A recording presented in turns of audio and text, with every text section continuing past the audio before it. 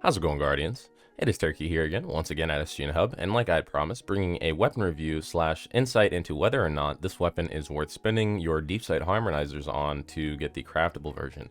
And the weapon that we were talking about is Bria's Love, and this is a Void 180 RPM precision frame scout, which has some pretty solid rolls on it, especially for endgame content or doing some solo activities or just general build crafting, I think. And it's absolutely, in my opinion, we'll just get that out of the way right now, and I do believe that it is worth the Deepsight Harmonizers. I feel like it is one of the future-proof weapons, and I don't see too many people talking about it, whether or not it's simply because it was overshadowed by Tarnished-Mettle.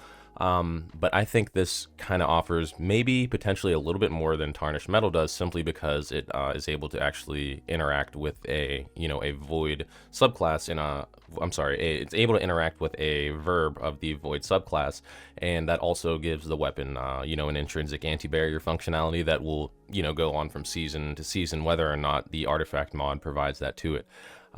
So without further ado, let's talk about this weapon and why I honestly do believe that it is worth the Deepsight Harmonizers if you have it, or if you have a few of the patterns already. If you see this weapon pop up at Xur, if you get one off of a drop, I do recommend maybe using that Harmonizer on it to get it. So in the first column, there are quite a few pretty decent rolls. Whether or not you use it for PvP, maybe that's up to you. But like I said, keep this in mind. This is going to be a PvE review. I do a lot of PvE reviews. I haven't done too many PvP weapon reviews just because I don't really hop into Crucible too much. In the first slot, we have Keep Away, increasing reload range and accuracy when no targets are in close proximity. Next up, Loose Change, applying an elemental debuff to a target increases this weapon's reload speed, aim assist, and movement while aiming down sights for a short duration. Next up, Perpetual Motion, kind of like an old reliable perk for a lot of the PvPers. This weapon gains bonus stability, handling, and reload speed while the wielder is in motion. Next up, we have Perfect Float. I haven't really found too much utility for this perk a single time. I almost kind of just get sad every time I get it in PvE, but being in combat for a moderate time increases airborne effectiveness and reduces flinch until you're out of combat. Just not something for me. And right here we have, in my opinion, the creme de la creme on the weapon, and that's going to be Shoot to Loot. Shooting an Orb of Power picks it up, shooting an Ammo Brick picks it up, and automatically reloads all of your equipped weapons from reserves. This is just, an S tier perk for PvE, and it gets even better on this weapon once we get into column 2 and explain the other perks in it. Obviously it's going to be explosive payload, but we'll talk about that when we get through the first column.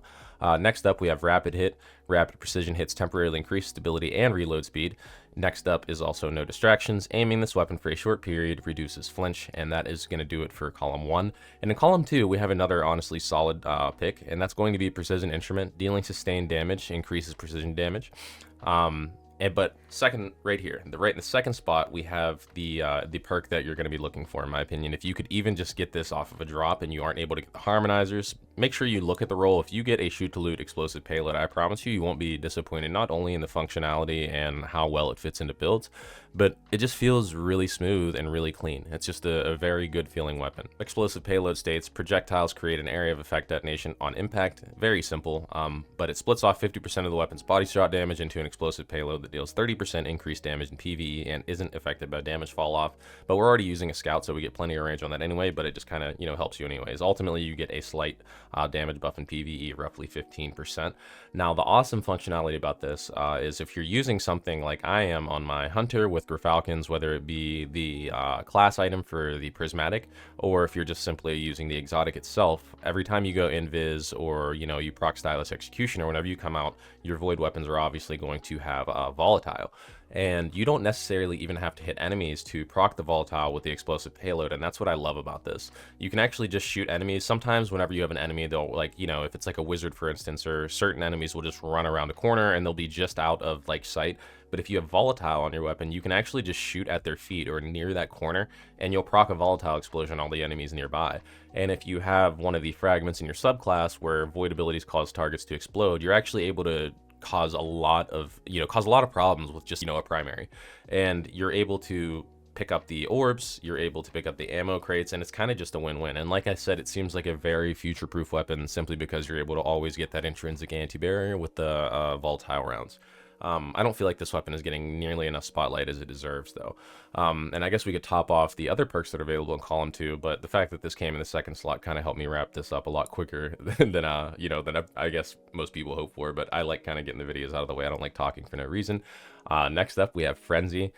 Being in combat for an extended time increases the damage, handling, and reload for this weapon until you are out of combat. Then we have Adagio. I'm not really sure how I'd feel like this on the Scout. It's already at 180 RPM. It's a little bit slower than the Tarnished-Mettle, so I wouldn't recommend this personally, but maybe if that's for you, it's for you, because it is a 30% increase to damage. Next up, we have Pugilist. Final blows of this weapon generate melee energy. Dealing melee damage briefly improves this weapon's handling.